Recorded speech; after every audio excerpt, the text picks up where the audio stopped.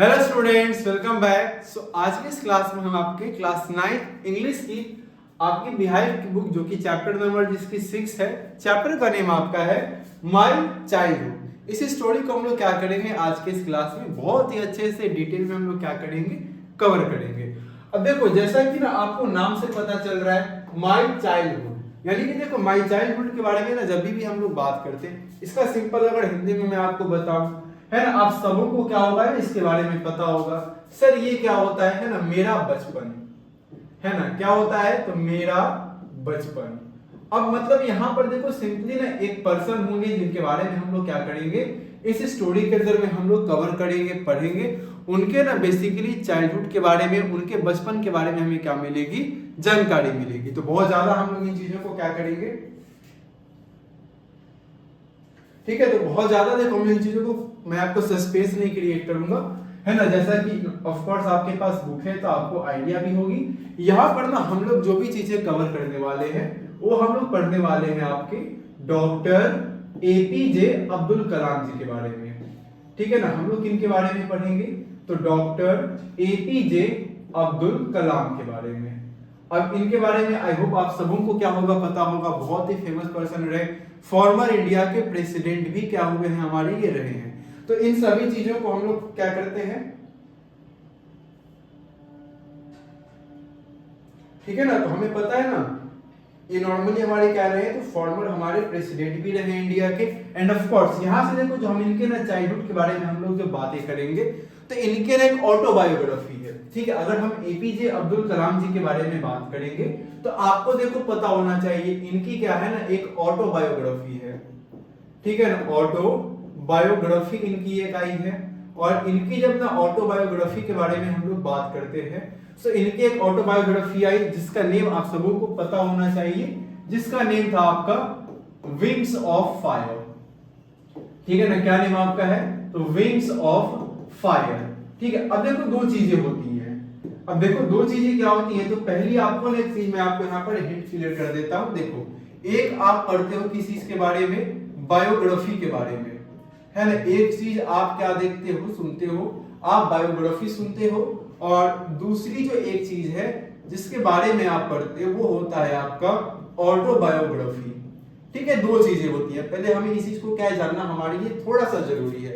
अब देखो दोनों ही क्या होता है ना, किसी पर्सन के लाइफ के बारे में क्या होती है तो लिखी होती है इन चीजों में। अब आप बोलोगे सर जब दोनों एक पर्सन के ना लाइफ के से रिलेटेड होती है, उनकी लाइफ के बारे में लिखी होती है, तो फिर दोनों अलग अलग क्यों है सर, एक बायोग्राफी है सर और दूसरा सर हमारा ऑटोबायोग्राफी है। इसका क्या मतलब होता है भाई, देखो मतलब बड़ा सिंपल है, बड़ा आसान सा है। देखो मान के चलो ना, मैं सपोज दैट मैं अपनी लाइफ के बारे में बात करता हूँ, ठीक है ना। हालांकि इतनी अच्छी नहीं है जिसके बारे में लिखी जाए, लेकिन चलो फिर भी मैं आपको एक पॉइंट बताता हूँ। जैसे सपोज दैट मेरी जो लाइफ है इसके ऊपर अगर मैं खुद लिखता हूं, मैं अपनी लाइफ जर्नी के बारे में ना खुद लिखता हूं, तब वो क्या कहलाएगी, आपकी ऑटोबायोग्राफी कहलाती है। और जब मेरी लाइफ मेरी जर्नी के बारे में क्या करेंगे, कोई दूसरे लोग लिखेंगे, कोई दूसरे पर्सन लिखेंगे, तो वो क्या कहलाती है आपकी, तो वो कहलाती है आपकी बायोग्राफी। यानी कि जब आप अपनी लाइफ के बारे में क्या करते हो, किताबें में खुद से लिखते हो, वो कहलाता है आपका ऑटोबायोग्राफी। और जब आपकी लाइफ जर्नी के बारे में कोई दूसरे पर्सन लिखते हैं तो उसे हम लोग क्या कहते हैं आपका, तो उसे कहा जाता है आपका बायोग्राफी कहा जाता है। आई होप अब यहां तक आपको क्लियर होगा। तो जो एपीजे अब्दुल कलाम की आपकी ना जो बुक है, उनकी जो बुक किताब है उनके लाइफ के बारे में, जो उनकी ऑटोबायोग्राफी है विंग्स ऑफ फायर, तो इन विंग्स ऑफ फायर में इन्होंने पूरे अपनी लाइफ के बारे में बात की है। तो उसी विंग्स ऑफ फायर से हमने क्या किया है, मतलब हमने नहीं, ऑफ कोर्स जो उसी विंग्स ऑफ फायर से एक छोटा सा हिस्सा लिया गया है जो उन्होंने अपने चाइल्डहुड के बारे में क्या किया है, बताया है। तो मिल हम यहाँ पर जो चाइल्डहुड पढ़ने वाले हैं किनके बारे में, सो डॉक्टर एपीजे अब्दुल कलाम के चाइल्डहुड के बारे में पढ़ने वाले। इनके बारे में ना देखो जरा दो तीन चीजें हमें क्या करनी है, तो इंपॉर्टेंटली है जो हमें जानना इनके लिए बहुत जरूरी है। जैसे अगर हम एपीजे अब्दुल कलाम जी के बारे में बात करेंगे, देखो दो तीन पहले ना पॉइंट लिख लो। ये क्या रहे हमारे, सो फॉर्मर प्रेसिडेंट ऑफ इंडिया रहे हैं आपके, ठीक है ना, फॉर्मर प्रेसिडेंट ऑफ इंडिया, ठीक है ना। ये क्या रहे हैं आपके, तो ये रहे हैं आपके फॉर्मर प्रेसिडेंट ऑफ इंडिया रहे हैं। इसके अलावा फॉर्मर प्रेसिडेंट ऑफ इंडिया होने के साथ साथ जैसा कि हमें पता है, देखो पहले से पॉलिटिक्स में थे नहीं, पहले साइंटिस्ट थे, तो साइंटिस्ट थे, उसके बाद एक पॉलिटिक्स में क्या हुए, थोड़े बहुत एक्टिव हुए और हमारे कंट्री के प्रेसिडेंट भी बने। इनको किस नाम से जानते हैं, तो इनका जो न्यूक्लियर वेपन्स वगैरह आप देखते हो उनमें इनका कंट्रीब्यूशन बहुत ज्यादा है। इंडिया के स्पेसिफिक से बात करेंगे, रॉकेट साइंस के बारे में आप बात करते हो तो उन चीजों में इनका कंट्रीब्यूशन बहुत ही ज्यादा है। मिसाइल टेक्नोलॉजी के अंदर में इनका कंट्रीब्यूशन बहुत ही ज्यादा आपको देखने को मिलेगा। एंड इसी कारण से इनको एक नेम भी दिया गया, इनको काफी अच्छा सा प्यारा सा एक नाम दिया गया है ना, निकनेम इनको दिया गया और इनको निकनेम दिया गया है आपका मिसाइल मैन ऑफ इंडिया का। ठीक है ना, निकनेम इनको क्या दिया गया है भाई, तो मिसाइल मैन ऑफ इंडिया का इनको क्या दिया गया है, निकनेम दिया गया है ना। हम लोग इनको किस नाम से जानते हैं, तो मिसाइल मैन ऑफ इंडिया के नाम से हम इन्हें जानते हैं। इस चीज को आपको क्या रखना है, ध्यान में रखना है। क्लियर है, तो ये कुछ चीजें हैं जो इनके बारे में पढ़ने से पहले हमारे लिए जानना बहुत जरूरी है कि मेनली हम लोग ना फर्क इनके बारे में रहे, क्या क्या पॉइंट्स यहाँ पर इंपॉर्टेंट है, ये चीजें हमारे लिए जाननी बहुत ही ज्यादा क्या है, इंपॉर्टेंट है। अपार्ट फ्रॉम दैट हम आगे जैसे कि नॉर्मली क्या होता है ना, हम लोग कोई भी जब चैप्टर पढ़ते हैं उससे पहले एक छोटा सा आपको सेगमेंट दिया होता है बिफोर यू रीड के पहले का, तो उन्हीं चीजों को हम लोग यहाँ पर क्या करने वाले हैं, देखने वाले हैं। इन चीजों में बिफोर यू रीड वाले सेक्शन में ना हमें क्या बताया गया है, क्या कहा गया है, तो उन चीजों को हम लोग यहाँ पर क्या करते हैं, अच्छे से एक बार यहाँ पर देखेंगे। देखो पहले हमें पॉइंट यहाँ पर एक बोला गया है जिसके अंदर कहा गया आपका can you think of any scientist. ठीक है ना, आपको क्या करना है, सो आपको ना एक साइंटिस्ट के बारे में क्या करना है, सोचना है ना, उनके बारे में जो कि पहले क्या रहे आपके, हु हैव आल्सो स्टेट्समैन। ठीक है, अब यही से देखो एक पॉइंट आएगा आपके माइंड में, सर स्टेट्समैन कहने का ना देखो मतलब क्या होता है। देखो स्टेट्समैन कहने का मतलब होता है कि देखो पहले वो आपके साइंटिस्ट थे एंड आफ्टर दैट बाद में वो क्या होते हैं आपके, तो पॉलिटिक्स के अंदर में एक्टिव होते हैं। ठीक है ना, आगे वो चल के क्या करेंगे आपके, तो पॉलिटिक्स में जो पर्सन एक्टिव होते हैं उन्हें क्या कहा गया है आपका, तो स्टेट्समैन कहा गया है। यानी कि याद रखना है आपको, एक ऐसे पर्सन जो कि पहले साइंटिस्ट थे लेकिन बाद में क्या होते हैं आपके पॉलिटिक्स में, मतलब पॉलिटिक्स में उनका क्या होता है, आपको इंपॉर्टेंट रोल वो प्ले करते हैं। तो सिंपल यहाँ पर मीनिंग है, से पहले तो एक बार लिख लो है ना, कुछ इंपॉर्टेंट वर्ड्स मीनिंग्स हमारे लिए क्या होते हैं ना, इंपॉर्टेंट होते हैं। तो जब आप देखो ना स्टेट्समैन के बारे में बात करोगे, स्टेट्समैन का सिंपल सा एक मतलब है अ स्किल्ड एक्सपीरियंस्ड, पहले हम लोग लिख लेंगे आपके अ स्किल्ड, ठीक है ना, इसके अलावा आप लिखोगे एक्सपीरियंस्ड,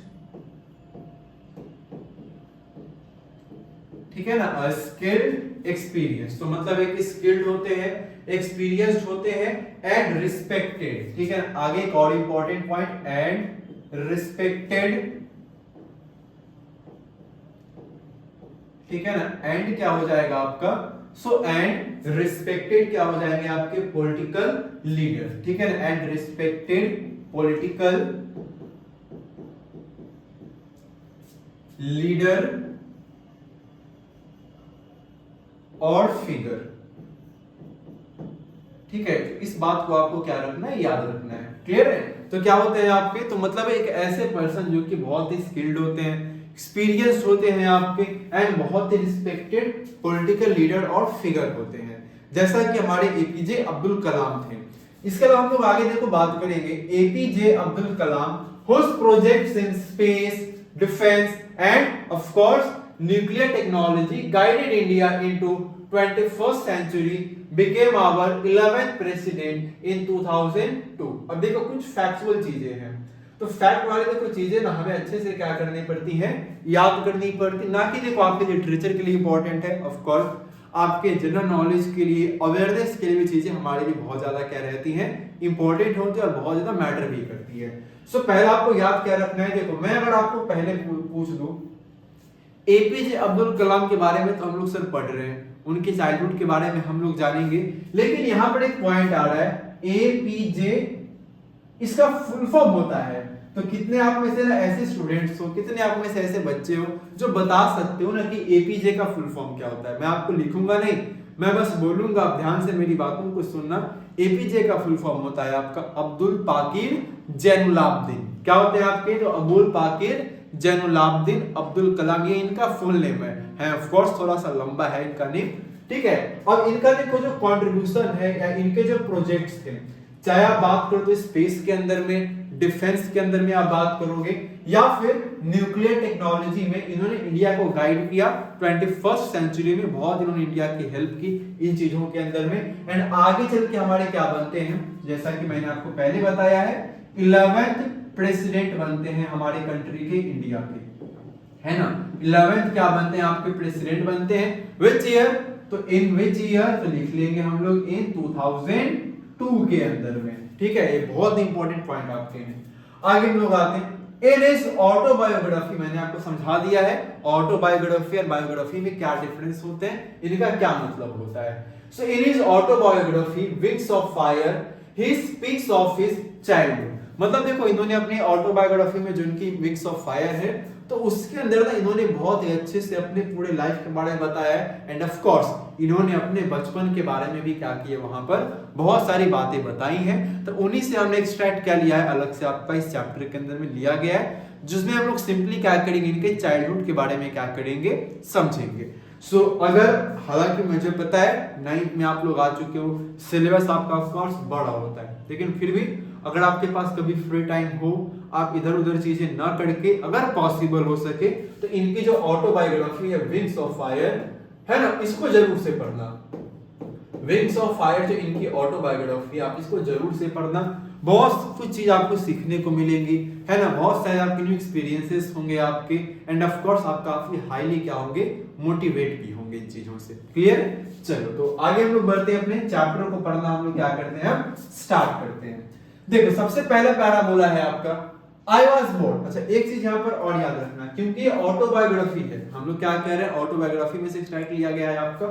तो यहाँ पर जो आई है, आई से किसको रिफर किया जा रहा है आपका, तो हमारे लिए पॉइंट ये समझना इंपॉर्टेंट है कि कहीं पर भी ना जब आप आई देखोगे, इस आई का मतलब क्या हो जाएगा आपके, सो एपीजे अब्दुल कलाम, है ना। आई का मतलब क्या हो जाएगा आपका, सो आई का मतलब हो रहा है आपका एपीजे अब्दुल कलाम हो रहा है। क्लियर है। तो इस बात को क्या रखना है, याद रखना है आपको।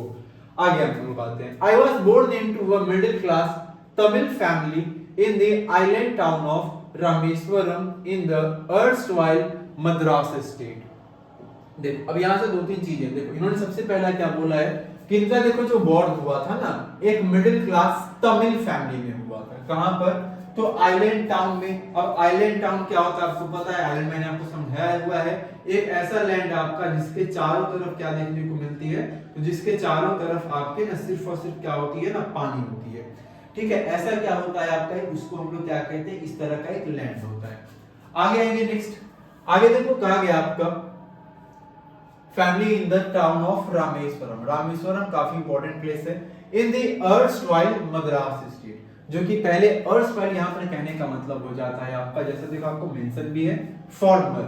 अर्स्टवाइल का मतलब क्या हो जाएगा, फॉर्मर, जो कि पहले देखो मद्रास था। ठीक है, जैसे अभी आप क्या देखते हो, चेन्नई देखते हो ना, जैसे अभी आपने नाम सुना है ना चेन्नई, जो कि तमिलनाडु की ना कैपिटल भी है। तो पहले चेन्नई नहीं होकर के क्या हुआ करता था ये, सो पहले इसका नाम क्या था, मद्रास था।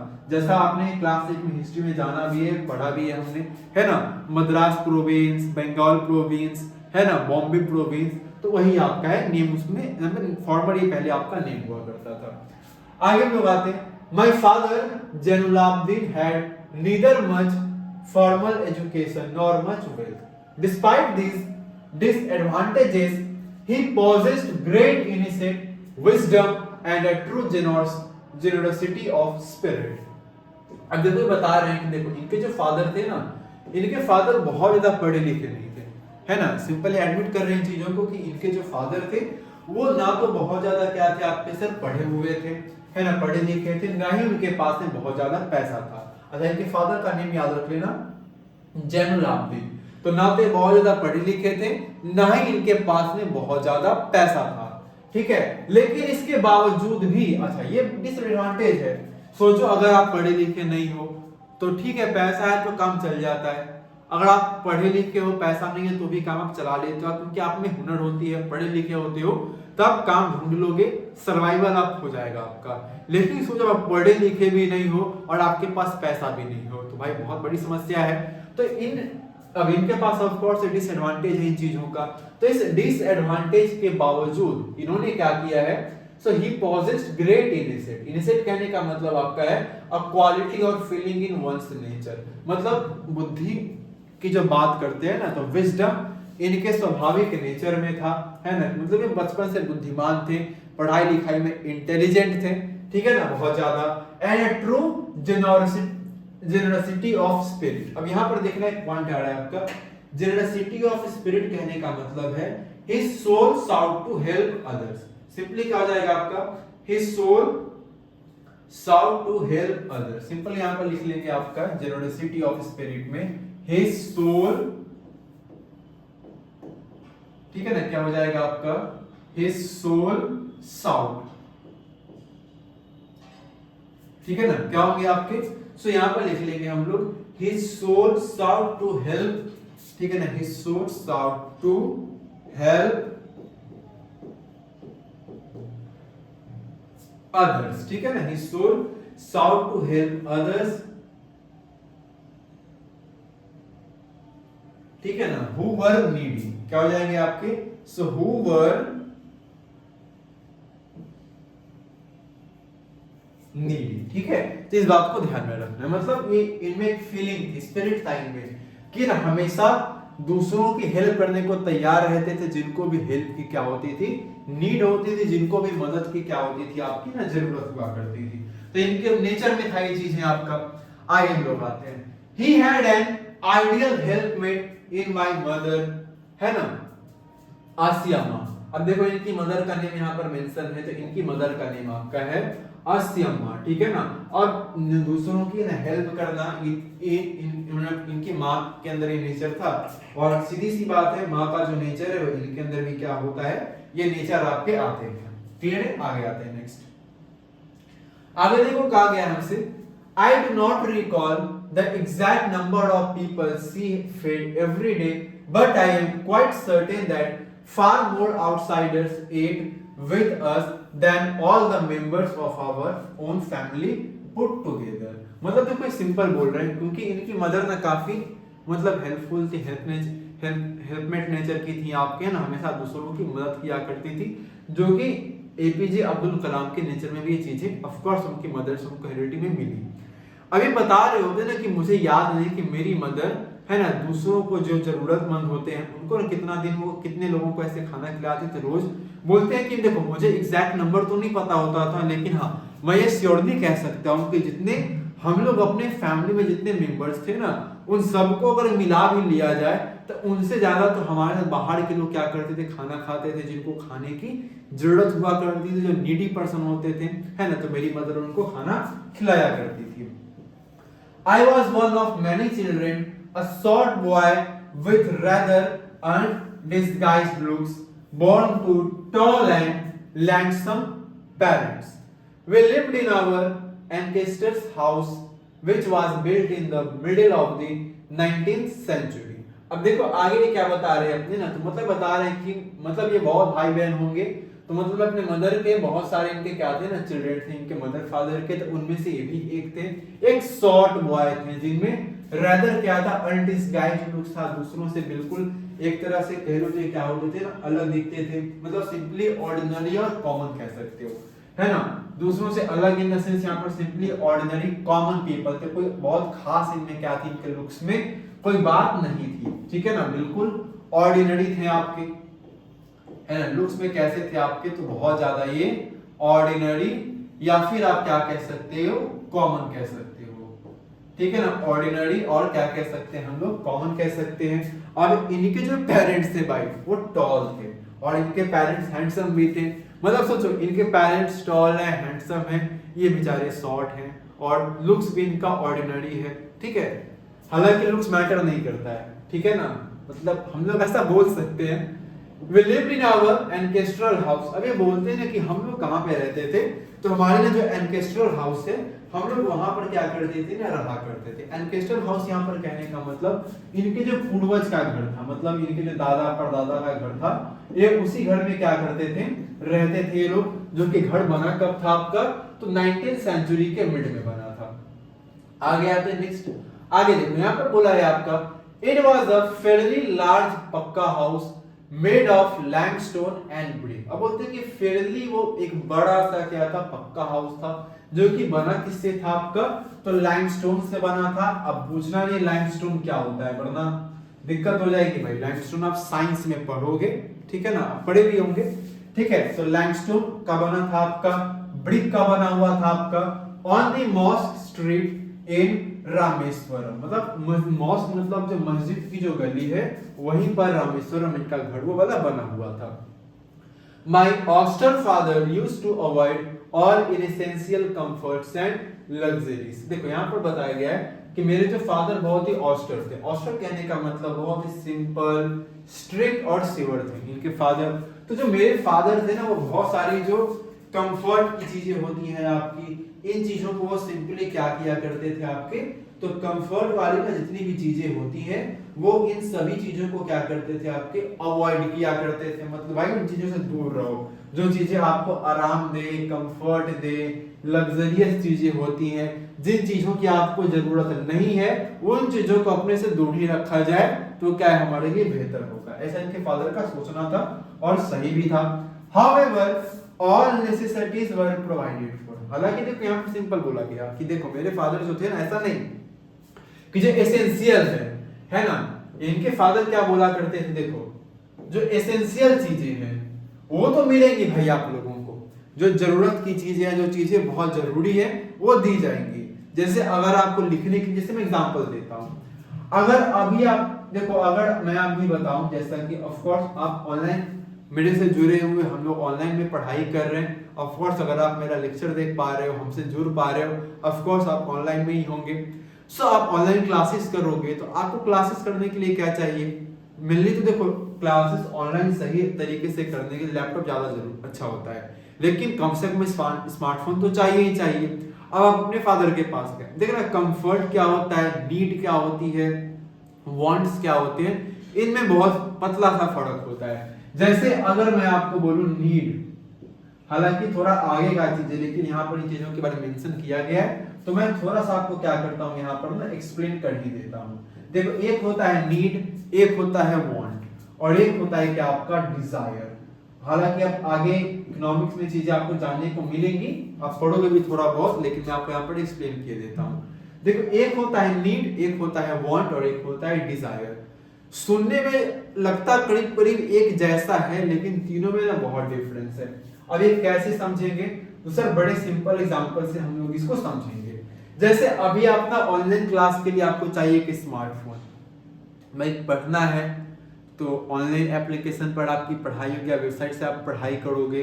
तो अगर मोबाइल फोन की मैं बात करूं, 10 से 12,000 या 15,000 चलो मैक्स मैं मान के चल सकता हूं, अगर आपका बजट अच्छा है तो, नहीं तो 10,000 का भी अच्छा फोन आता है आपके पढ़ाई के लिए।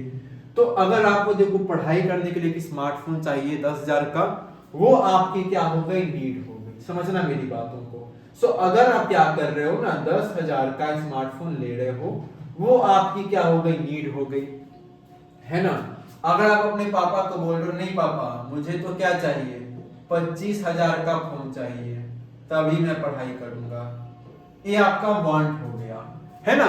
अब आप पापा को बोलते हो, नहीं पापा मेरे को ना क्या चाहिए, जो नया वाला एप्पल का फोन आया है ना, वो मेरे को चाहिए, जो कि कितने का है, 2.5 लाख का है। तो ये आपकी क्या हो गई, डिजायर हो गई। पढ़ाई आप तीनों पे करोगे, तीनों पे आप पढ़ाई कर पाओगे। आप 10,000 के फोन पे पढ़ाई कर पाओगे, आप 25,000 वाले फोन पे भी पढ़ाई कर पाओगे, और आप 2.5 लाख वाले फोन पर भी क्या करोगे, पढ़ाई कर पाओगे। लेकिन फर्क क्या है, एक नीड है, एक वांट है और एक डिजायर है। आप समझ पा रहे हो यहाँ पे। तो इनके फादर ने बोला भाई देखो, जो नीडफुल चीजें हैं, जो एसेंशियल है, जो जरूरी है, वो दी जाएंगी, उसके लिए मैंने मना नहीं किया है। लेकिन जो कंफर्ट वाली चीजें हैं, आलतू फालतू चीजें जिनकी जरूरत नहीं है, वो सब नहीं मिलने वाला है आपको। इन टर्म्स ऑफ फूड, जैसे देखो इनके फादर इनको क्या दिया भाई, क्या चाहिए इंसान को, खाना चाहिए, इनके फादर दे रहे थे। मेडिसिन चाहिए, दे रहे थे, है ना। क्लॉथ्स चाहिए, दे रहे थे। मकान तो था ही था इनके पास में, तो मतलब रोटी कपड़ा मकान और हेल्थ सब मिल रहा था इनको। I would say mine was a very secure childhood both materially and emotionally. मतलब बोलते कि देखो मेरा जो चाइल्डहुड था बहुत ही सिक्योर था, चाहे मैं बात करूं मैटेरियली बात करूं या फिर मैं बात जब करता हूं चीजों को इमोशनली। ठीक है, तो देखो सिक्योर यहां पर कहने का मतलब है सेफ होना।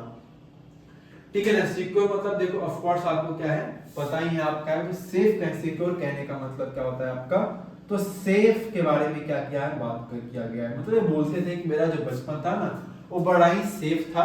मैटेरियली मतलब simple in terms of things like food cloth है ना, मेडिसिन वगैरह वहां पर बात की गई। एंड ऑफ कोर्स इमोशनली तो रहेगा ही रहेगा आपका।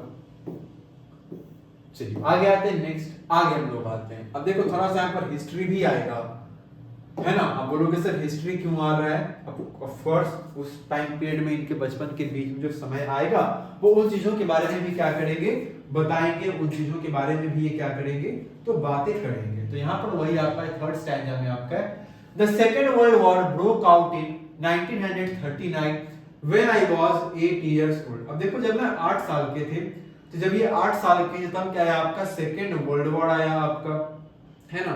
और जैसे ही आप क्या करते हो ना सेकेंड वर्ल्ड वॉर के बारे में सुनोगे तो आपको अच्छे से पता होना चाहिए सेकेंड वर्ल्ड वॉर आपका कब से कब तक आपको देखने को मिलता है। तो देखो जब हम सेकेंड वर्ल्ड वॉर के बारे में बात करते हैं तो आपको अच्छे से जानकारी अपने हिस्ट्री में चीजों को पढ़ के रखा हुआ होगा है ना। 1939 से लेकर के आपके 1945 तक क्या होता है तो सेकेंड वर्ल्ड वॉर आपका चलता है। ठीक है, तो स्टार्ट कब हुआ आपका 1939 के अंदर में, जब ये कितने साल के थे तो जब ये 8 साल के थे, यानी कि जब एपीजे अब्दुल कलाम 8 साल के थे तब क्या होता है आपका वर्ल्ड वॉर सेकेंड क्या होता है आपका स्टार्ट होता है। क्लियर है। For reasons I have never been able to understand a sudden demand for tamarind seeds erupted in the market. अब यहां पर देखो हुआ क्या ना तो समझना थोड़ा सा।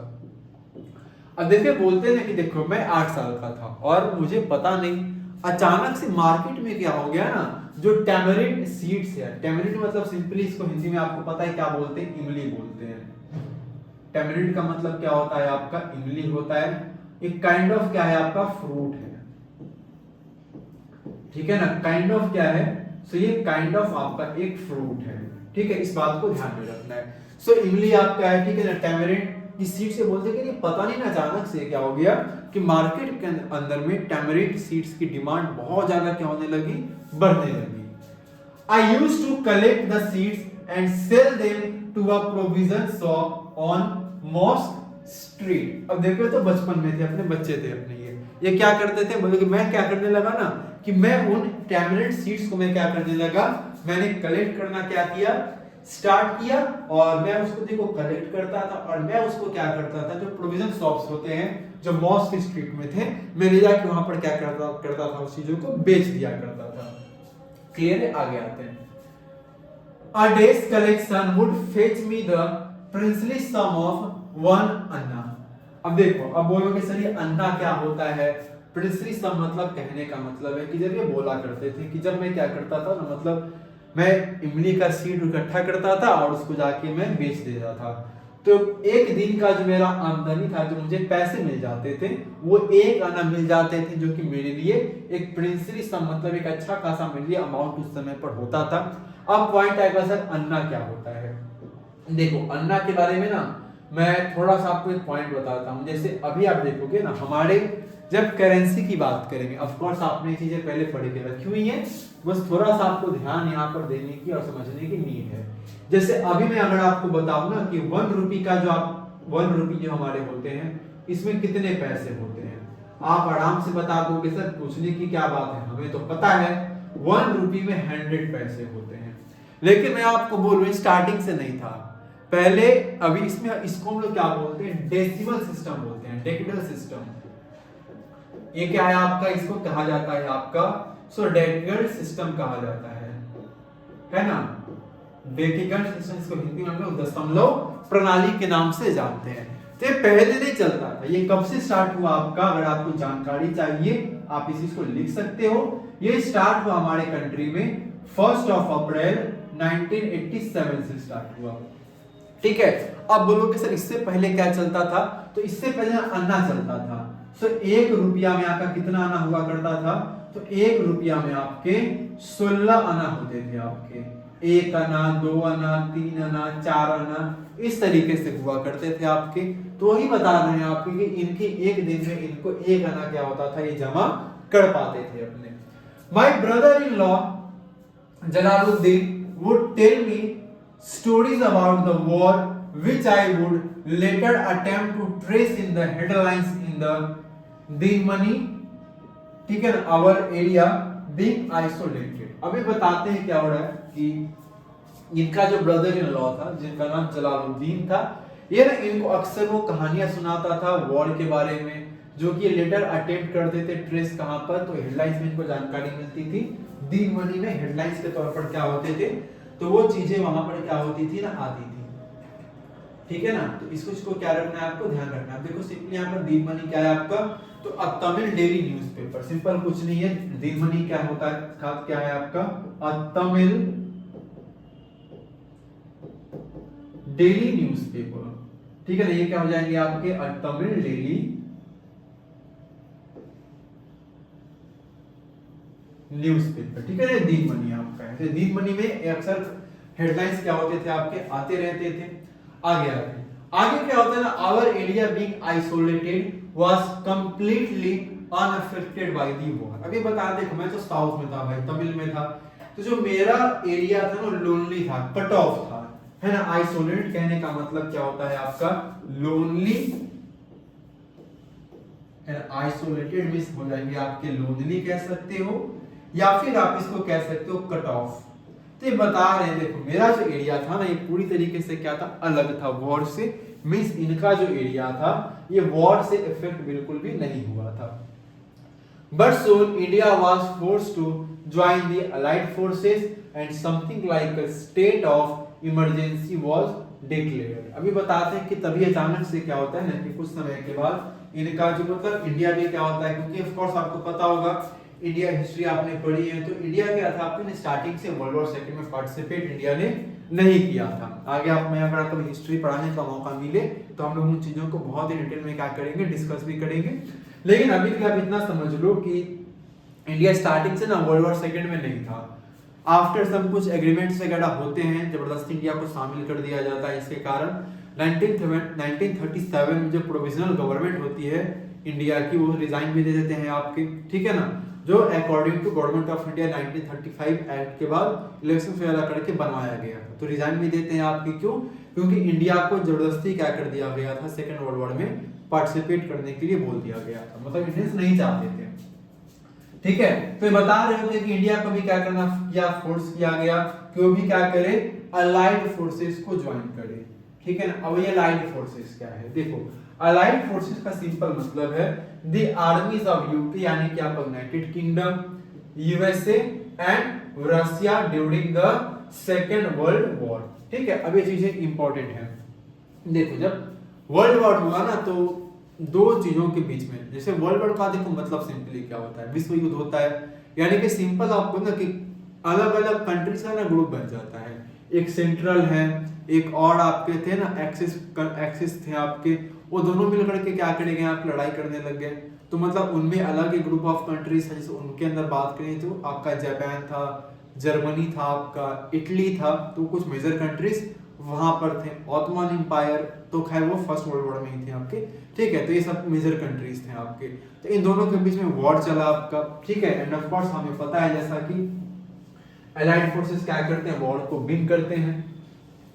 चलिए, the first casualty came in the form of the suspension of the train halt at Rameswaram station. देखो जो सबसे पहला कैजुअलिटी देखने को मिलते हैं, बता रहे होते हैं कि जो इसका असर जो हमें सबसे पहले देखने को मिला है ना, जो सबसे पहला जो कैजुअलिटी हमें देखने को मिला वो किस फॉर्म में देखने को मिला कि रामेश्वरम का जो क्या होता है ना, जो स्टेशन है, ठीक है ना। कैजुअलिटी कहने का मतलब सिंपली आप यहाँ पर एक सेंस में समझ लो कि ये जो लॉस है, मतलब पहला जिनको नुकसान उठाना पड़ गया इन लोगों को वॉर का, वो सिंपली क्या था आपका, जो पहला इनको नुकसान उठाना पड़ गया वो यही था कि कैजुअलिटी मतलब लॉस, सिंपल कह सकते जो पहला लॉस है इस वॉर का, कि यही है ना कि जो ट्रेन हॉल्ट था उसका सस्पेंशन कर दिया गया रामेश्वरम स्टेशन का। The newspaper now had to be bundled and thrown out from the moving train on the Rameswaram road between Rameswaram and Dhanushkodi. आगे देखिए बता रहे थे अब न्यूज़पेपर को क्या किया जाने लगा आपका, तो न्यूज़पेपर को बंडल किया जाता था आपका, उसको थ्रो किया जाता था मूविंग ट्रेन के बाहर से ही, है ना, रामेश्वरम रोड के बीच, रामेश्वरम रोड है ना किसके बीच में आपके, तो रामेश्वरम धनुषकोडी के बीच में। That force my cousin Shamsuddin who distributed newspaper in Rameswaram to look for a helping hand to catch the bundles as if naturally I filled the slot। अब देखो यहाँ पर पॉइंट क्या होता है, अब देखो चलती ट्रेन से क्या होता था ना, पेपर फेंका जाता था, उसको ही पकड़ने वाला भाई इंसान चाहिए होगा, अकेले तो बस की बात अब होगी नहीं। तो ये बता रहे होते हैं कि जो मेरा दोस्त है, ठीक है ना, जो मेरा दोस्त आपका है ना, अच्छा एक दो वर्ड अगर मैं आपको बताना चाहूँ तो आप लिखना चाहो तो लिख सकते हो। जैसे मैंने कैजुअलिटी बताया, आप सस्पेंशन भी लिख सकते हो। सस्पेंशन कहने का मतलब आपका एंड हो जाता है, सस्पेंशन कहने का मतलब क्या हो जाएगा आपका, एंड हो जाएगा। और हॉल्ट मतलब ट्रेन का जो स्टॉप होता है आपका ना स्टेशन पर, तो ट्रेन जहाँ पर रुकती है, तो यहाँ पे रुकती नहीं थी, ट्रेन चलते रही आपकी, ठीक है ना। तो ये बता रहे हैं कि पेपर पहले की आसानी से उतार करके ले लेते थे, अब पेपर को फेंकते थे लोग बाहर से ही और हमें कैच करना पड़ता था। तो इनका जो कजन है शमसुद्दीन, जो कि न्यूज़पेपर को क्या करते थे, डिस्ट्रीब्यूट करते थे आपके रामेश्वरम में, उनको एक हेल्पिंग हैंड चाहिए था, मतलब उनको कोई मदद के लिए एक इंसान चाहिए था ताकि बंडल्स को क्या कर सके, कैच कर सके। एंड ऑफ कोर्स वहां पर कौन उनको ज्वाइन करते हैं, तो जो फील्ड द स्लॉट कहने का मतलब है fit into a place easily, है ना। तो फिल्ड द स्लॉट कहने का मतलब सिंपली हो जाएगा आपका, है ना, क्या लिख लेंगे आप यहाँ पर, तो fit into a place easily, ठीक है ना, क्या आ जाएगा हमारा, फिट इनटू अ प्लेस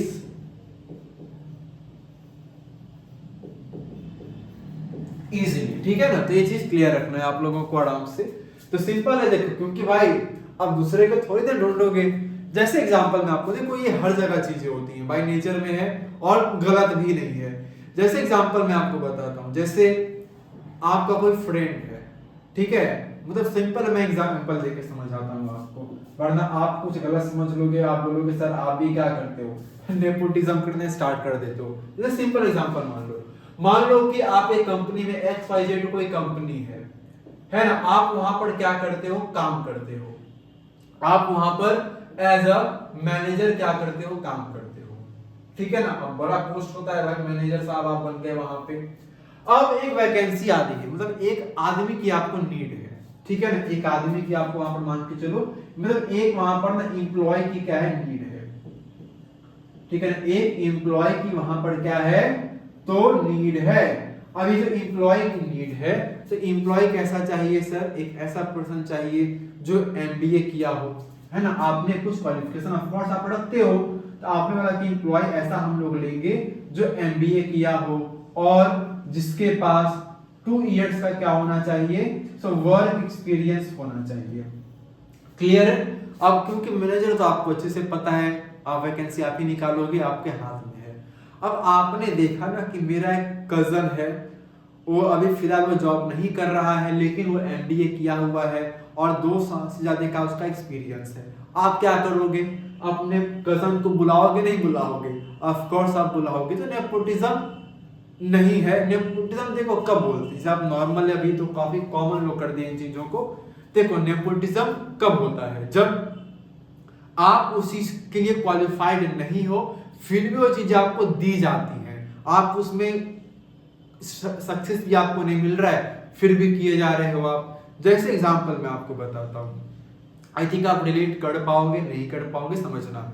जैसे आपने ना धूम पिक्चर देखी है, तो धूम पिक्चर में क्या होता है, तो जो यशराज फिल्म्स जो पिक्चर बनाती है, जो धूम सीरीज आपकी, उसमें एक आदमी देखना ना जो अली का रोल प्ले करता है। अब वो पता है आपको कौन है, यशराज को अपना बेटा है, ठीक है। तो अब हालांकि बिल्कुल फ्लॉप हीरो चलता नहीं है आपका है, लेकिन सोचो अगर उसके बाद भी क्या हो रहा है, उसको फिल्में मिल रही हैं, उसकी फिल्में पिट रही है, तब वो आप उसको बोलोगे नेपोटिज्म है। लेकिन अगर मैं बोल दूं रणबीर कपूर, वो नेपोटिज्म वहां पर नहीं है। हो सकता है उसको चांस मिल रहे हैं अपने फादर की वजह से, लेकिन बिल्कुल वो डिजर्विंग है, वो 100% बहुत ही अच्छा एक्टर है, उसकी मूवीज भी हिट जाती है। सो नेपोटिज्म का मतलब सिंपल बस इतना आपके माइंड में मेकअप बना करके रख लो भाई, कि नेपोटिज्म का मतलब सर वो होता है कि जब आप उसके लायक भी नहीं हो और चीजें फिर भी आपको दी जाती है। अगर आप कैपेबल हो, आपको दी जा रही है, वहां पर नेपोटिज्म आप नहीं बोलोगे, क्योंकि वो क्वालिफाइड है उस चीजों के लिए। क्लियर है? तो यहाँ पे बस इतना ही रखते हैं। क्लियर है? तो सिंपल है, बोलते हैं भाई मैं अपने कजन, मेरा ही मुझे ही देगा ना, तो वही चीजें हैं। आगे आते हैं। Shamsuddin help me earn my first way, और ये बताते हैं कि जो मेरा कजन है शमसुद्दीन, उसने मेरा जो पहली कमाई है उसको कमाने में मेरी उसने क्या की, बहुत ही हेल्प की। हाफ अ सेंचुरी लेटर, मतलब करीब हाफ सेंचुरी के बाद, यानी कि आफ्टर 50 इयर्स के आगे की बात है। क्या है? सो आफ्टर, जब 50 इयर्स के बारे में हम लोग आगे की बात करेंगे, I can still feel the surge of pride in earning my own money for the first time. और ये बता, मुझे कोई शर्म नहीं है कि मैंने पहले बार मैंने पैसे कैसे कमाए, इनको इस बात की बिल्कुल भी क्या है आपका कोई शर्म नहीं है। ये बता रहे होते हैं कि मैं आज भी उस चीज को जब याद करता हूं तो मैं बड़ा अपने आप पे प्राउड फील करता हूं। क्यों? क्योंकि मेरी वो फर्स्ट क्या थी, इनकम थी, मेरी फर्स्ट अर्निंग थी, मेरी पहली कमाई थी, जो कि मुझे आज भी क्या करती है, बहुत ज्यादा खुशी देती है। होता है ना, पहली कमाई, पहला स्कूल, पहला फ्रेंड, है ना, पहली गाड़ी, आप आगे समझ जाओगे। ठीक है ना? तो काफी खुशी मिलती है आपको इन चीजों से। आगे लोग आते हैं नेक्स्ट। चलो आगे देखो, बोला है आपका every child is born with some inherited characteristics into a specific socio economic and emotional environment and trained in certain ways by figures of authority. आगे देखो बता रहे हैं क्या हमारे, देखो एवरी चाइल्ड जो बोर्न होता है, ठीक है ना, ये बात कर रहे होते कि देखो हर एक बच्चा जिसका क्या हो रहा है ना सर, बोर्न हो रहा है, हर एक बच्चा जिसका क्या हो रहा है, आपका जन्म हो रहा है,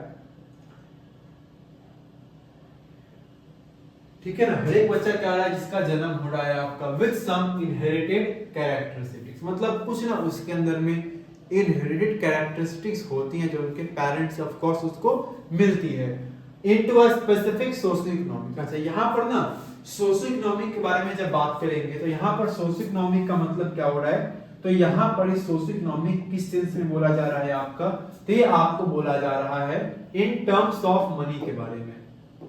इसके बारे में कहा जा रहा है आपका इन टर्म्स ऑफ मनी के बारे में आपसे ये कहा गया है। क्लियर? एंड इमोशनल इन्वायरमेंट, मतलब इन्वायरमेंट कैसा होता है आपका, इमोशनल इन्वायरमेंट यहां पर बोला गया है आपका। आगे है and trained in certain ways bye figure of authority, और ऑफ कोर्स उसको ट्रेनिंग दी जाती है, ट्रेंड होता है वो एक फिगर ऑफ अथॉरिटी के अंदर में। अब यहाँ पर देखो फिगर ऑफ अथॉरिटी कहने का मतलब सिंपली क्या है आपका, सिंपल कहा गया आपका person who has the power, ठीक है ना। फिगर ऑफ अथॉरिटी का मतलब क्या, यहाँ पर आप इसको सिंपल क्या कह लो, यहाँ पे इसकी मीनिंग को लिख लो जिसमें कहा गया है आपका a person who has the power, ठीक है ना, क्या लिखेंगे, a person who has the power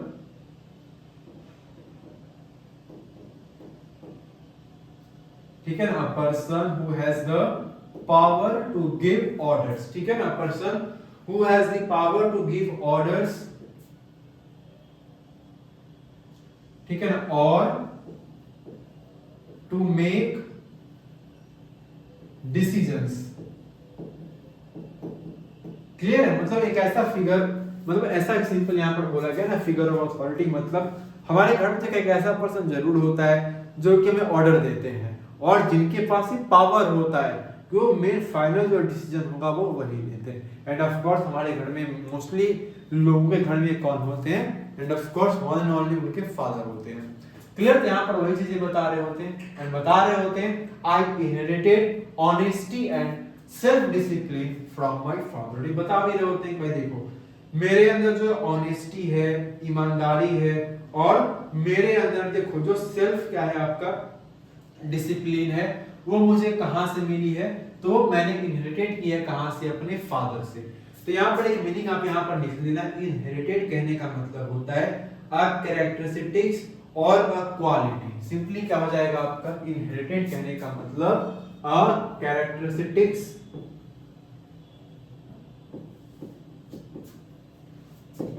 ठीक है ना, अ कैरेक्टरिस्टिक्स और क्वालिटी।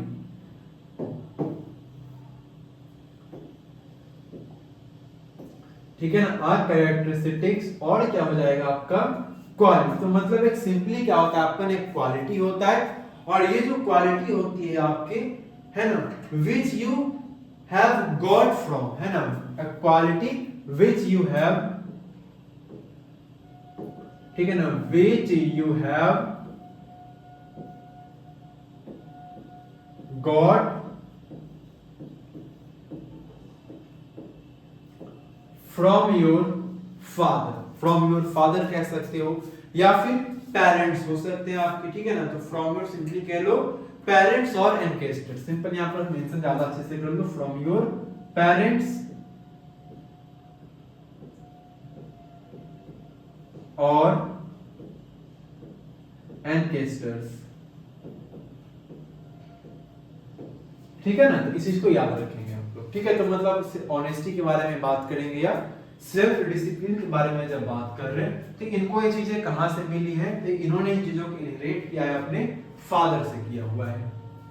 आगे आते हैं, from my mother I inherited faith in goodness and deep kindness and so did my 3 brothers and sister. आगे देखो बता रहे, देखो अब ये तो सिंपल हो गया, जो फादर से इनको क्या मिला, अब मदर से भी इन्होंने कुछ सीखने को इनको मिली है। तो अच्छाई की जब बात करेंगे, तो अच्छाई इन्होंने कहां से सीखी है, तो अच्छाई की जो क्वालिटी इनके अंदर में है, ये इनको इनकी मदर से मिली है। इसके अलावा हेल्पिंग नेचर, डीप काइंडनेस इनको मदर से मिला है अपना, एंड ना ही इनको मिला है बल्कि इनके जो 3 भाई थे उनको भी मिला, और इनकी सिस्टर को भी। I had 3 close friends in my child, ये इंपॉर्टेंट है। ये बताते हैं कि देखो मेरे ना बचपन में 3 मेरे बहुत ही अच्छे क्या थे, दोस्त थे। मेरे 3 सबसे अच्छे दोस्त कौन थे, तो पहला जो मेरा दोस्त था वो था रामनाथ शास्त्री, दूसरा था मेरा दोस्त आपका अरविंदन, और जो तीसरे मेरे दोस्त थे वो शिव प्रकाशन, है ना। पहले कौन, तो रामनाथ शास्त्री थे, तीसरे अरविंदन थे, और दूसरे एंड तीसरे इनके जो सबसे क्लोज फ्रेंड थे वो शिव प्रकाशन थे। All these boys were from Orthodox Hindu ब्राह्मण फैमिलीज। मतलब ऑर्थोडॉक्स कहने का मतलब होता है रूढ़िवादी कह लो, या इन सेंस आप अपने समझने के लिए क्या कह लो, इसको स्ट्रिक्ट कह सकते हैं हम लोग। तो बताते हैं कि जब जितने मेरे दोस्त थे ना, ये तीनों के तीनों हिंदू थे, जैसा आपको नाम से पता चल रहा है, and of course APJ Abdul Kalam Muslim थे, माइनॉरिटी कम्युनिटी से बिलोंग करते थे, हालांकि कोई डिफरेंस होता नहीं है। चलो आगे बोला जा रहा है, as children none of us ever felt any difference amongst ourselves because of our religious differences and upbringing। upbringing कहने का मतलब जो हमारा पालन पोषण हुआ, जिस तरीके से जो हम लोग जिस तरीके से क्या होते हैं ना बड़े होते हैं, उसके बारे में कहा गया। तो बताते हैं, देखो आज क्या होता है ना, आज तो सर माहौल ये बन चुका है हमारे कंट्री के अंदर ना कि छोटे छोटे बच्चों को पता है वो किस धर्म के हैं, किस जाति के हैं, ठीक है, पता होना अच्छी बात है। लेकिन कहीं ना कहीं क्या होता है ना, इन चीजों को लेकर के सोसाइटी में क्या होते हैं, सो डिफरेंसेस क्रिएट होने स्टार्ट होते हैं, डिस्क्रिमिनेशन कहीं ना कहीं क्या होता है आपका स्टार्ट होता है, जो कि बिल्कुल भी गलत है। तो सिंपल वही बता रहे होते थे कि हम बचपन में ऐसा कभी नहीं हो कि हमारे धर्म को लेकर के, है ना, हमारे कल्चर्स को लेकर के हमारे आपस में कभी भी कोई भी किसी भी तरह का हमारे बीच में डिफरेंसेस कभी नहीं आया। In fact, Ramnan Shastri was the son of Pakshi Lakshmana Shastri, the high priest of the Rameswaram temple। अच्छा यहाँ पर देखो उल्टा क्या बता रहे, ये और अच्छी बात हमें क्या सिखा रहे हैं, ये बोल रहे देखो मतलब ठीक है ना, धर्म को लेकर के तो बात अलग हो सकती। इवन जो मेरा एक दोस्त था जिसका नाम क्या था रामनंद शास्त्री, उनके जो फादर थे ना वो कौन थे, तो उनके फादर का नाम था पक्षी लक्ष्मण शास्त्री, जो कि कौन थे आपके हाई प्रीस्ट थे रामेश्वरम टेम्पल के, जो कि बहुत ही फेमस टेम्पल भी आपका है। तो फिर भी ठीक है ना, later he took over the priesthood of the Rameswaram temple, ठीक है ना, फ्रॉम हिज, ठीक है ना, क्या हो जाएगा आपका, सो फ्रॉम हिज फादर। और आगे क्या होता है, तो जो रामनाथ शास्त्री है वो भी आगे चलते क्या बनता है, तो मतलब बता दें कि अपने पेरेंट्स प्रीस्टहुड जो इनके फैमिलीज में था, तो इनके जो फादर मतलब हेड प्रीस्ट थे, ये भी आगे चल के हेड प्रीस्ट ही क्या होते हैं, बनते हैं। फिर भी हमारे बीच में कभी भी किसी भी तरह कोई डिफरेंसेस हमारे बीच में कभी नहीं हुआ। तो ये काफी अच्छी चीज है जो हमने यहाँ से जानने को मिला, हमें यहाँ से क्या होता है सीखने को भी मिलता है कि हमें आपस में कभी भी धर्म को लेकर के, जाति को लेकर के आपस में ना मतलब तकरार मतभेद नहीं करना चाहिए। अब देखो यहाँ पे कोई फेस्टिवल चल रहा है, मुस्लिम लोग भी है हिंदू भी है, कोई डिफरेंसेस नहीं है कहीं पर भी आपके। देखो जैसे दिखाया भी गया है, our family used to arrange boats for carrying idols of the Lord from the temple to the marriage site. Clear है? आगे आते हैं नेक्स्ट। आगे देखो बोला है Aravindan went into the business of arranging transport for visiting pilgrims. Pilgrims कहने का मतलब जो तीर्थ यात्री होते हैं, है ना। पिलग्रिम्स कहने का मतलब क्या होता है आपके तीर्थ यात्री, जो सैक्रेड प्लेसेस पर क्या करते हैं ना आपके जाते हैं। तो इनका जो दोस्त था, ठीक है, अरविंदन, वो किस बिजनेस में चला गया, तो ट्रांसपोर्ट अरेंजिंग के बिजनेस में क्या किया, वो चला गया। जो कि पिलग्रिम जो काफी तीर्थ यात्रा पर जाते थे, होली प्लेसेस पर लोग जाते हैं, उनके लिए ट्रांसपोर्ट वगैरह क्या करता था, अरेंज करने के बिजनेस में वो चला गया। एंड शिव प्रकाशन became a catering contractor for the southern railway. और इनका जो एक दोस्त था शिव प्रकाशन, वो क्या हो गया आपका, केटरिंग कॉन्ट्रैक्टर बन गया आपका वो साउदर्न रेलवे का।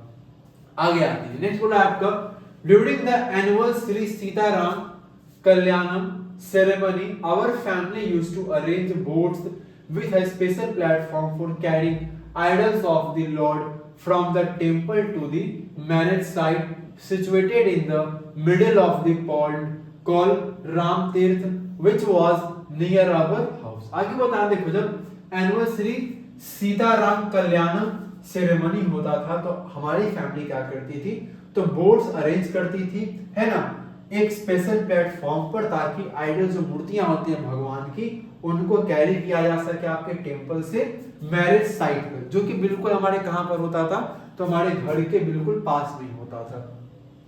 Events from the Ramayana and from the life of the Prophet were bedtime stories my mother and grandmother would tell the children in our family. बताते हैं देखो मेरी जो मदर थी या जो मेरी ग्रैंड मदर थी, वो हमें रात में क्या करती थी, तो कहानियां सुनाया करती थी। और जो मेरी ग्रैंड मदर है वो हमें कहानी भाई किसी चीज की सुनाया करती थी, तो राम भगवान की कहानी सुनाया करती थी, प्रोफेट यानी कि मोहम्मद साहब की पैगंबर की कहानियां क्या करती थी, रात में सुनाया करती थी। क्लियर है यहाँ तक में? आगे हम लोग बढ़ेंगे नेक्स्ट। आगे देखो 6 में कहा गया है आपका One day when I was in the 5th standard at the Rameswaram Elementary School, a new teacher came to our class। अब ये देखो बड़ा अजीब सा होता है, हालांकि देखो होना नहीं चाहिए लेकिन ठीक है। मतलब देखो क्लास में कभी भी क्या होता है, जब न्यू टीचर आते हैं तो एक बच्चों में ना अलग फीलिंग आ जाती है, हालांकि वो गलत है, नहीं होना चाहिए।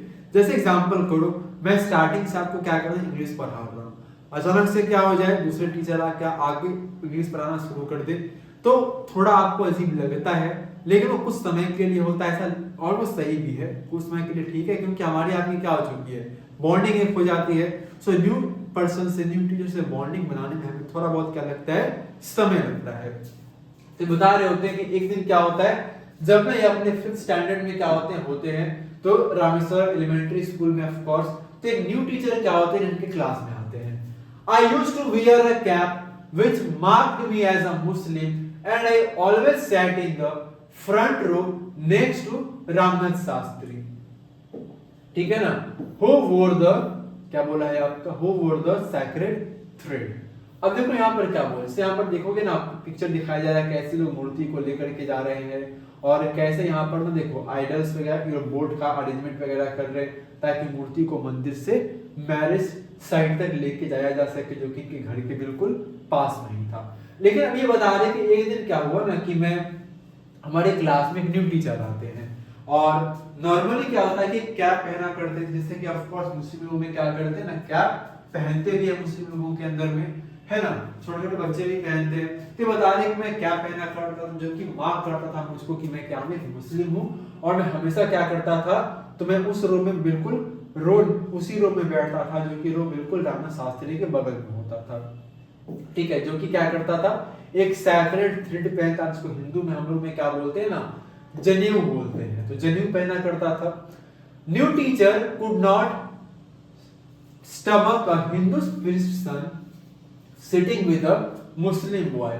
मतलब होता है कहने की मतलब ये बता रहे होते हैं हमारे, मतलब एक जब कलाम बता रहे थे बचपन की बात, तो जब न्यू टीचर आए ना, वो इस बात को मतलब वो सह नहीं पाए, वो इस बात को सहन नहीं, टॉलरेट नहीं कर पाए, बर्दाश्त नहीं कर पाए, उनसे रहा नहीं गया कि एक हिंदू बच्चा क्या कर रहा है, एक मुस्लिम बच्चा है ना, एक मुस्लिम हिंदू पुजारी का बेटा एक मुस्लिम लड़की के साथ में कैसे बैठा हुआ है। उनकी बातें बिल्कुल अच्छी नहीं लगी, बर्दाश्त नहीं हुआ। In accordance with our social ranking, as the new teacher saw it, I was asked to go and sit on the back bench.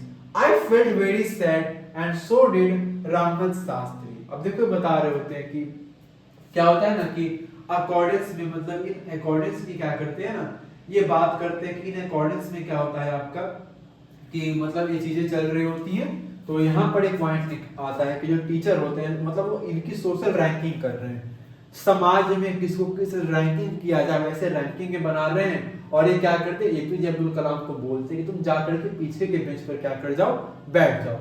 I felt very sad, बताते कि हाँ इस बात का मुझे क्या लगता है, बहुत ही बुरा लगता है। ना सिर्फ मुझे बुरा लगता है बल्कि मेरा जो दोस्त है रामनाथ शास्त्री, उसे भी क्या लगता है, बहुत ही बुरा लगा इस बात का। He looked utterly downcast as I shifted to my seat in the last row. वो बताता है कि जो मेरा दोस्त था रामनाथ शास्त्री, वो बहुत ज्यादा डाउनकास्ट होता है, मतलब बहुत उदास डिप्रेस्ड हो गया था जैसे मैं कहां पर गया, लास्ट रो में जाकर के मैं बैठा। The image of him weeping when I shifted to the last row left a lasting impression on me. मतलब वो बता रहे कि ना जब मैं लास्ट सीट पर गया बैठने के लिए बिल्कुल पीछे के बेंच पर, तो मेरा जो दोस्त था वो बिल्कुल रोने जैसा हो गया था। ऑफ कोर्स ऑलमोस्ट वो रो ही रहा था वहां पर, है ना, क्योंकि ऐसा पहले कभी नहीं हुआ था कि हम लोगों को अलग बिठाया गया। अलग बिठाने अलग बात होती, लेकिन कास्ट को लेकर के, रीजन को लेकर के डिवाइड करके बैठाना, सोशल रैंकिंग करना बहुत ज्यादा क्या होती है, गलत होती है। आगे देखो बोल रहे हैं आपके आफ्टर स्कूल, ठीक है ना, सेवन में देखो बोला है आपका after school we went home. बता रहे कि देखो जब स्कूल हमारा क्या हो गया ना, खत्म हो गया, तो स्कूल खत्म होने के बाद हम लोग कहां गए, अपने घर गए। And told our respective parents about the incident. वो बताते हैं देखो हमारे स्कूल खत्म हो गई, अब भाई तो बुरा चीज है ना, और गलत भी ऑफ कोर्स गलत है।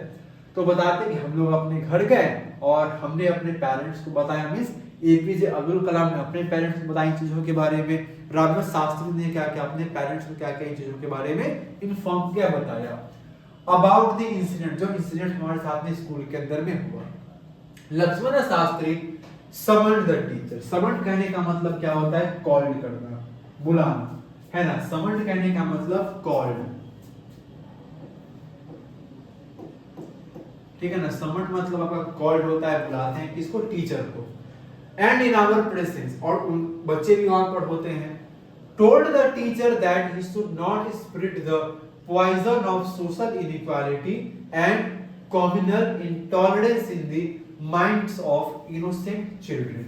मतलब सिंपली यहाँ पर क्या होता है, लक्ष्मण शास्त्री क्या करते हैं, मतलब जो रामनाथ शास्त्री के फादर हैं, वो बच्चों के प्रेजेंस में, मतलब बच्चे भी वहां पर होते हैं, उन्हीं पर क्या करते हैं, टीचर को बुलाते हैं और बताते हैं कि भाई देखो आप क्या कर रहे हो ना सर, आप बच्चों में क्या कर रहे हो, तो जहर घोल रहे हो, सामाजिक असमानता का, सोशल इनइक्वालिटी का आप जहर बच्चों में घोल रहे हो, ये गलत है। कम्युनल इनटॉलरेंस बच्चों में आप उनकी छोटे बच्चों के माइंड में डाल रहे, गलत है ना। धर्म के नाम पे अलग करना एक दूसरे को, आप जो बच्चों में बातें डेवलप कर रहे हो ये बहुत ही गलत है, ऐसा नहीं करो। He bluntly asked the teacher to either apologize or quit the school and the island। मतलब सिंपली देखो बहुत ही ब्लंटली, मतलब बहुत ही गुस्से में कह लो, या बिल्कुल हम साफ साफ उनको बोल देते हैं, या तो आप अभी क्या करो, अपोलोजाइज करो, माफी मांगो, या फिर स्कूल को छोड़ दो और इस आइलैंड से चले जाओ। ठीक है, वो साफ साफ बता रहे हैं, ऐसे देखो होने चाहिए लोग हमारे कंट्री में, अभी तो अलग ही चल रहा है माहौल। Not only did the teacher regret his behavior, but the strong sense of conviction Lakshman Shastri conveyed ultimately reformed his young teacher। देखो सिंपली क्या होता है ना कि अब यहाँ से देखो टीचर ना सिर्फ उनको अपने गलती का एहसास हुआ, वो इस बात को लेकर रिग्रेट करते हैं अपने बिहेवियर को लेकर के, बल्कि एक स्ट्रॉन्ग सेंस ऑफ जो कन्विक्शन दिखाया, मतलब कि स्ट्रॉन्ग ओपिनियन या फिर बिलीफ जो लक्ष्मण शास्त्री ने दिखाया, ये कन्वे किया कि जो टीचर है, मतलब हो सकता है माइंड है, कई लोग गलत फहमी उनको हो गई होगी, तो उनको भी उन्होंने क्या किया, उनकी इस फीलिंग को भी क्या किया, सही किया, ठीक किया, उनमें भी इन्होंने क्या लाया, रिफॉर्म लाया। बड़ा दूसरे होते तो और बंटवारा करना शुरू कर देते। चलो आगे आते हैं। देखो यहाँ पर सारे बच्चे क्या कर रहे हैं, अब देखो फ्रंट रो पर बैठे हैं, ये रहे हमारे, देखो आपको छोटा करके अच्छे से देख पाओगे आप, एपीजे अब्दुल कलाम, ये रहे हमारे कौन, रामनाथ, इधर ये और ये होंगे, देखो सारे दोस्त एक साथ, ठीक है ना। चलिए आगे आते हैं। आगे देखो कहा गया आपसे, on the whole the small society of Rameswaram was very rigid in terms of the segregation of different social groups. मतलब देखो सिंपल यहाँ पर एक पॉइंट कहा गया है, पॉइंट में देखो एक सिंपल कहा गया है ना कि यहाँ पर एक पॉइंट आ रहा है आपका, जिसके अंदर कहा गया है आपका कि देखो होल की जब बात करेंगे, देखो रामेश्वरम का जो स्मॉल सोसाइटी रामेश्वरम का है, ये बहुत ही रिजिड था। रिजिड कहने का मतलब क्या होता है, तो बहुत ही सिंपल समझेंगे। रिजिड कहने का मतलब होता है सर आपका बहुत ज्यादा स्ट्रिक्ट होना, ठीक है ना। रिजिड कहने का मतलब क्या होता है, स्ट्रिक्ट होता है, ठीक है ना। अच्छा स्ट्रिक्ट था किसके टर्म्स में, तो सेग्रीगेशन के टर्म्स में, सेपरेशन, सेग्रीगेशन कहने का मतलब क्या होता है, सेपरेशन, ठीक है ना। सेग्रीगेशन मींस व्हाट, तो सेग्रीगेशन मींस आपका कहलाता है सेपरेशन। तो इस सोशल ग्रुप मतलब जो अलग अलग सोशल ग्रुप्स है, इनको बांटने में बिल्कुल क्या थे, अलग करने में लोग बहुत ही स्ट्रिक्ट थे। भाई ऐसा नहीं हो सकता है, हम लोग सोशल डिवीजन नहीं कर सकते, गलत है, ठीक है। However my science teacher Shiva Subramaniam Iyer thought an orthodox, मतलब स्ट्रिक्ट थे ये। ऑर्थोडॉक्स कहने का मतलब क्या होता है, स्ट्रिक्ट, ये भी स्ट्रिक्ट ही होता है आपका। तो बताते हैं कि हालांकि क्या होता है ना, मेरे जो साइंस के टीचर थे शिव सुब्रमण्यम अय्यर, वो बहुत ही क्या थे आपके, ऑर्थोडॉक्स ब्राह्मण थे। का उनकी वजह वेरी कंजर्वेटिव वाइफ, मतलब उनकी वाइफ क्या थी, काफी ज्यादा कंजर्वेटिव थी। देखो कंजर्वेटिव कहने का मतलब होता है ना कि ऐसे लोग जो कि ट्रेडिशनल होते हैं, ठीक है ना, ट्रेडिशनल होते हैं, बदलाव नहीं चाहते हैं, है ना। ऑर्थोडॉक्स यहाँ पर आप सिंपल लिख सकते हो ना, कंजर्वेटिव कहने का मतलब ट्रेडिशनल होते हैं, ट्रेडिशन, है ना। अपने ट्रेडिशन को, अपनी प्रथा को क्या करते हैं, बहुत ही ज्यादा वो क्या करते हैं आपके, मानते हैं, बदलाव नहीं चाहते हैं, है ना। जैसा चल रहा है वैसा क्या करे, चलने दे। देखो यहाँ पर ऑर्थोडॉक्स होता तो स्ट्रिक्ट ही है, लेकिन यहाँ पर सिंपल आप ऐसे लिख सकते हो, one who follows the religion, यहां पर आप इसको ऐसे लिख सकते हो, one who follows the religion strictly, मतलब एक ऐसा इंसान जो कि स्ट्रिक्टली क्या करता है, अपने धर्म को फॉलो करता है, ठीक है ना। One who follows the religion strictly, यहां पर ऑर्थोडॉक्स का मतलब क्या है आपका, इस बारे में कहा गया है, ठीक है। was something of a rebel, मतलब वो कहना नहीं, बागी बन गई चीजों को लेकर के, रेबल मतलब विद्रोही कह सकते हो, बागी कह सकते हो। Here it is best to break social barriers so that people from varying backgrounds could mingle easily, मतलब ये बताते हैं कि मतलब इन्होंने क्या किया, अपना पूरा ट्राई किया कि जो सोशल बैरियर्स थे इसको क्या किया जाए, तोड़ा जा सके। रेबल मैंने कहने में अपोजिशन, है ना। रेबल कहने का मतलब क्या हो सकता है आपका, तो अपोजिशन, है ना। रेबल मींस, तो रेबल मींस कहने का मतलब हो जाता है आपका अपोजिशन हो जाता है, मतलब खिलाफ थे आपके, किसके खिलाफ थे आपके, उन्हें मानती थी जो अलग अलग बैकग्राउंड्स हैं, ये सब आपस में एक साथ यूनाइट हो सके। He used to spend hours with me and would say, Kalam, I want you to develop so that you are on par with the highly educated people of the big cities.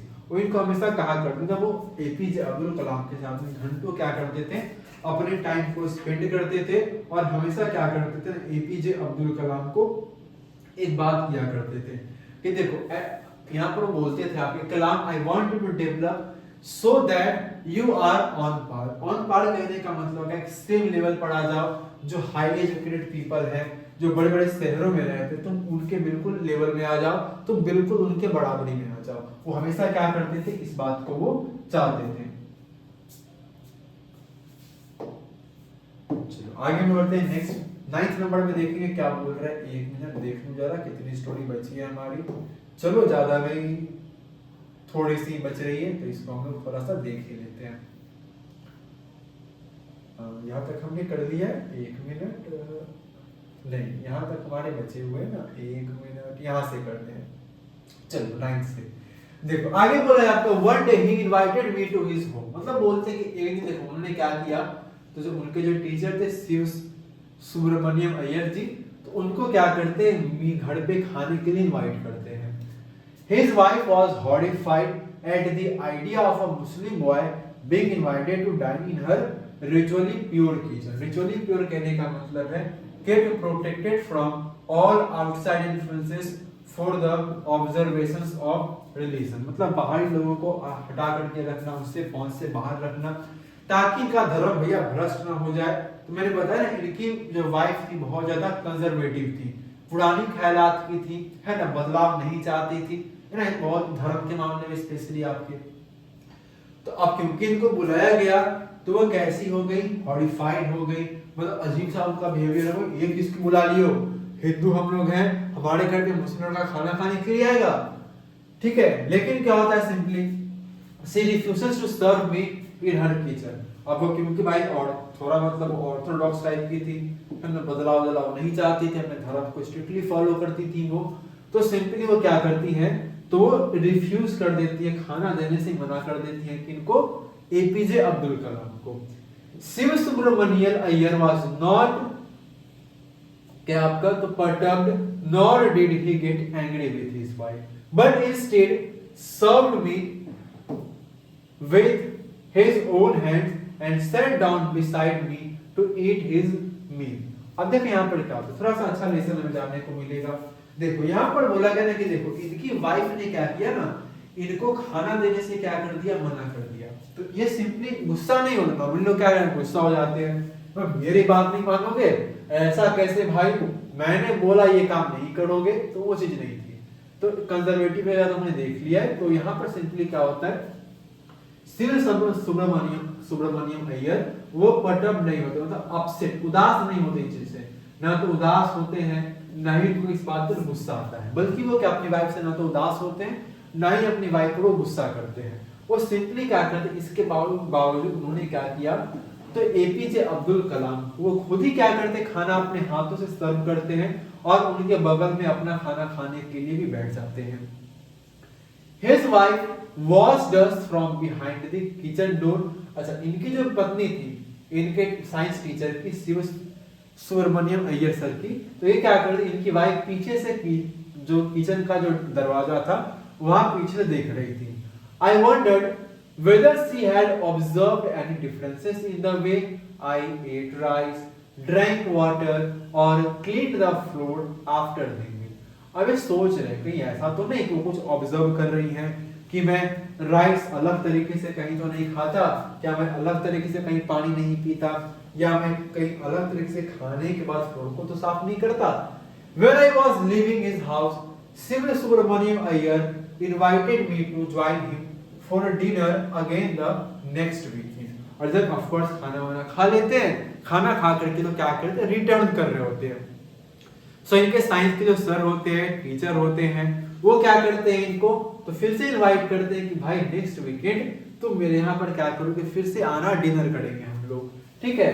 Observing my hesitation he told me not to get upset, saying once you decided to change the system, such problems have to be confronted. अभी देखो यहाँ पे सिखा रहे हैं, इसको कुछ सीख दे रहे, बोलते हैं कि देखो अब ऑफ कोर्स अब इनकी वाइफ ने क्या किया, भैया खाना वाना देने से मना कर दिया, तो सीधी सी बात है ना भैया, कोई भी क्या करेगा, हेजिटेट करेगा यहाँ पर थोड़ा बहुत, है ना, स्वाभाविक सी बात है, करना भी चाहिए थोड़ा बहुत।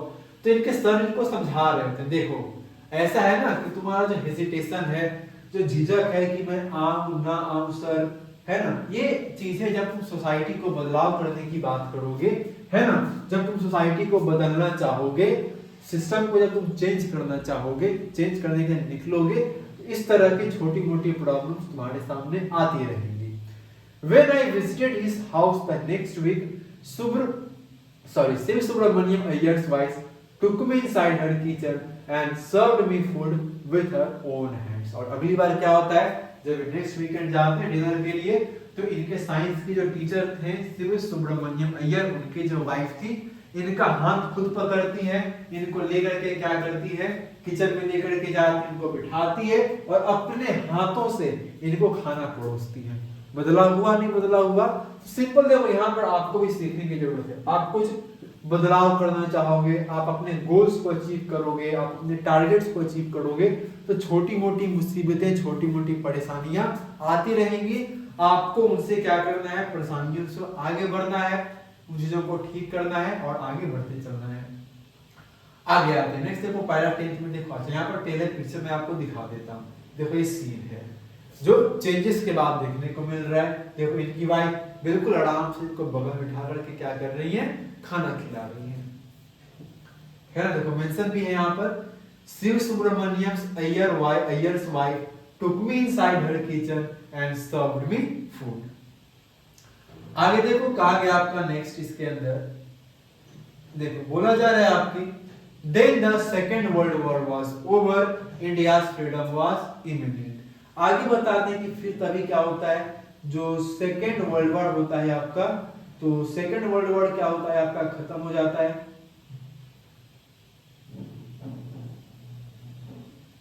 ना। सेकंड बता रहे होते हैं आपके, देखो जो सेकेंड वर्ल्ड वॉर है वो खत्म हो गया 1945 में, और इंडिया को फ्रीडम क्या होने वाला था, इमिनेंट होने वाला था। इमिनेंट यहाँ पर कहने का मतलब होता है आपका है अबाउट टू हैपन, मतलब अबाउट टू हैपन हो जाएगा आपका यहाँ पर।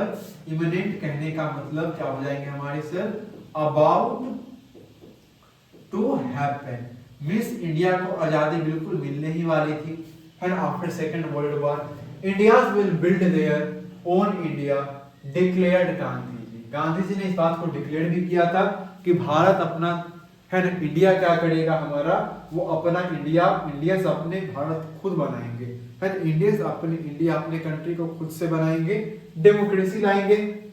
The whole country was filled with an unprecedented optimism, मतलब पूरा का पूरा कंट्री क्या हो चुका था आपका, आशावादी हो चुका था आपका, है ना। नेवर डन और नो बिफोर, है ना, बिल्कुल क्लियर विजन उनको क्या हो रहा था आपका, दिख रहा था। ठीक है, I asked my father for permission to leave Rameswaram and study at the district headquarters in Ramanathapuram. अब ये क्या करते हैं ना, किसी बीच क्या होता है, तो इसी बीच अपने फादर से, जनरल से क्या करते हैं, परमिशन मांगते हैं कि फादर मुझे आप परमिशन दो, अलाउ करो मुझे कि मैं क्या करूं, रामेश्वरम छोड़ करके या रामेश्वर से बाहर मैं जाऊं पढ़ने के लिए डिस्ट्रिक्ट हेडक्वार्टर में, जो कि कहां पर है, रामनाथपुरम में है। एंड ऑफ कोर्स इनके फादर इनको क्या करेंगे, पढ़ने के लिए और लॉ भी करते हैं। He told me as if thinking aloud, Abdul I know you have to go away to grow, does the seagull not fly across the sun alone and without a nest? He quoted Khalil Gibran to my hesitant mother, your children are not your children, they are the sons and daughters of life's longing for itself, they come toward you but not from you, you may give them your love but not your thoughts, for they have their own thoughts। अब बहुत क्या क्या कह दिया गया, मैं आपको break करके आसान भाषा में आराम से मैं यहाँ पर आपको क्या करता हूँ, एक्सप्लेन करता हूँ। अब देखो जब अपने फादर से ना परमिशन मांगते हैं, परमिशन मांग रहे हैं अपने फादर से कि बाहर जाकर के क्या करना चाहते हैं, पढ़ना चाहते हैं। इनके फादर क्या बोलते हैं, he told me as if thinking aloud, वो कुछ सोच करके बोलते हैं, Abul I know you have to go away to grow, बोलते कि भाई देखो मुझे पता है कि अगर तुम्हें ग्रो करना है तुम्हें इस जगह से क्या करना पड़ेगा, बाहर जाना पड़ेगा, तुम यहाँ से निकलोगे तभी क्या करोगे, ग्रो करोगे।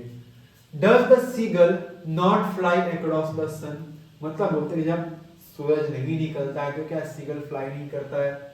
Alone and without a nest, है ना, मतलब अकेले बिना नेस्ट क्या वो नहीं रह सकता है। He quoted खलील गिब्रान, खलील गिब्रान को कोट करके बोलते हैं, उनकी मदर को बोलते हैं, मतलब अपनी वाइफ को बोल रहे हैं, एपीजे अब्दुल कलाम की मदर को बोल रहे होते हैं। Your children are not your children, देखो तुम्हारे जो बच्चे हैं ना तुम्हारे बच्चे नहीं है, है ना, they are the sons and daughters of life longings for itself. मतलब ठीक है हमारे बच्चे तो खैर हैं, लेकिन इनकी अपनी भी लाइफ है, इनको भी अपने भी बहुत कुछ अपनी लाइफ में क्या करना है, कुछ बनना है, इनको भी अपनी लाइफ में बहुत कुछ चीजें क्या करनी है, अचीव करनी है। They come through you but not from you, मतलब ये तुम्हारे थ्रू तो आए लेकिन ये तुमसे नहीं है ना। You may give them your love but not your thoughts. ये बोलते हैं देखो तुम अपने बच्चों के हर किसी के लिए है ना, कि आप अपने बच्चों को, आपके जो पेरेंट्स हैं वो आपको, ये आगे चल के आप जब पेरेंट्स बनोगे आप अपने बच्चों को प्यार दे सकते हो, उनकी सोच पर आपका क्या होता है, कंट्रोल नहीं हो सकता है। तो वही बातें करके बता रहे होते हैं आपके, you may give them your love but not your thought for they have their own thought. भाई इंसान की अपनी एक सोच होती है, अगर ये बनना चाहता है, कुछ बनना चाहेगा तो बिल्कुल इसको जाना पड़ेगा, ये यहाँ से जाएगा तभी ये कुछ आगे अपनी लाइफ में कर पाएगा, कुछ ये बन पाएगा। ठीक है, तो इस चीज को क्या रखना है, आपको याद रखना है। तो फाइनली यहाँ पर हमारा ये जो स्टोरी हम लोग पढ़ रहे थे आपके, ठीक है ना, माय चाइल्डहुड, जो कि आपकी कंप्लीटली रिलेटेड थी एपीजे अब्दुल कलाम के चाइल्डहुड से, बिल्कुल रियल है, कोई इसमें ऐसा नहीं कि सिर्फ कुछ ना टेल्स फेरी टेल्स टाइप के कुछ नहीं है, बिल्कुल रियल स्टोरी है। जो कि कहां से ली गई आपकी, एपीजे अब्दुल कलाम ने, ऑफ कोर्स उनकी जो ऑटोबायोग्राफी है विंग्स ऑफ फायर, उसका एक क्या एक्सट्रैक्ट है आपका। क्लियर। अच्छा, मैंने आपको बोला था ना कि एपीजे अब्दुल कलाम का पूरा नाम, तो देखो मैंने आपको बोला आप लिख लो, इनका पूरा नाम आपका है अबुल पाकिर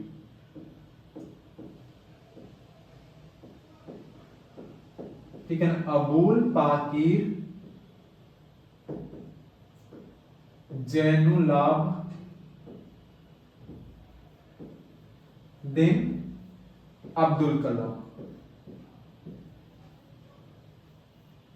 ठीक है ना, ये एक इनका क्या है आपका, सो ये इनका आपको पूरा क्या होता है नेम देखने को मिलेगा, अबुल पाकिर जैनुलाब्दीन अब्दुल कलाम इनका फुल नेम है। जो कि हमने क्या पढ़ा है, इनके चाइल्डहुड के बारे में पढ़ा है, एपीजे अब्दुल कलाम जी के बारे में कहां से हमने पढ़ा है, तो ऑफ कोर्स कहां से हमने पढ़ा है, तो इनकी जो ऑटोबायोग्राफी है विंग्स ऑफ फायर, वहां से हमने क्या किया, इस चीज को पढ़ा हुआ है। मतलब ये क्या है इनकी, तो विंग्स ऑफ फायर जो है इनकी ऑटोबायोग्राफी थी। क्लियर है। सो आई होप आपको बहुत कुछ यहाँ पर जानने को मिला होगा इनके लाइफ के बारे में, एंड मोस्ट इंपॉर्टेंटली आपको बहुत सारी चीजें नहीं सीखने को मिली होंगी, है ना। तो इसी नोट पर हम लोग क्या करते हैं, अपने इस चैप्टर को, अपने इस क्लास को यहाँ पर एंड करते हैं। बाकी बच गए आपके साथ इस चैप्टर के important of course question answer, तो उन सभी को हम लोग क्या करेंगे, अपने अगली क्लास के अंदर में बहुत ही अच्छे से डिटेल में हम लोग क्या करेंगे, कवर करेंगे। बाकी जो हमारा आज का ये सेशन है हम लोग इसको यहीं पर एंड करते हैं। तब तक के लिए आप सभी को thank you and take care.